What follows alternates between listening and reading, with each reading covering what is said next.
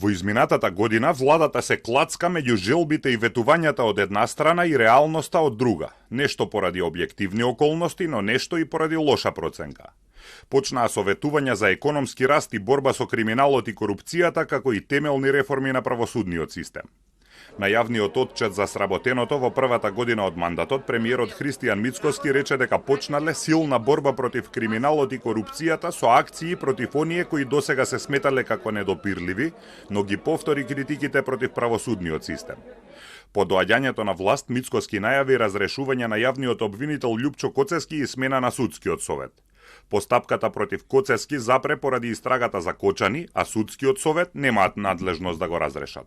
Судските реформи треба да дојдат од судството. Судските реформи не може да дојдат од извршната власт, не може да дојдат од законодавната власт. Законодавната власт може да асистира, да помогне со закони, со подзаконски акти и така натаму, но не може да ја промени битта, однесувањето и културата на правната култура кај судската власт. Судската власт кај нас се реформира кога судската власт тоа ќе реши дека е трета еднаква власт со сите други. Секој мешање од страна на која било влада е само пиар и ништо повеќе.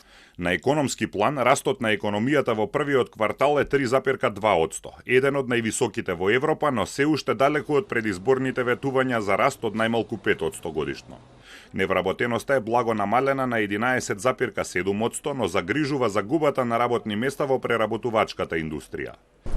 Брзината која што ја очекува луѓето и бизнисите ова година не беше на очекуваното темпо.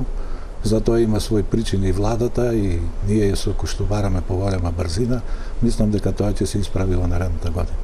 Јавниот долг е намален, но британскиот кредит предизвикува загриженост за евентуално зголемување на задолженоста.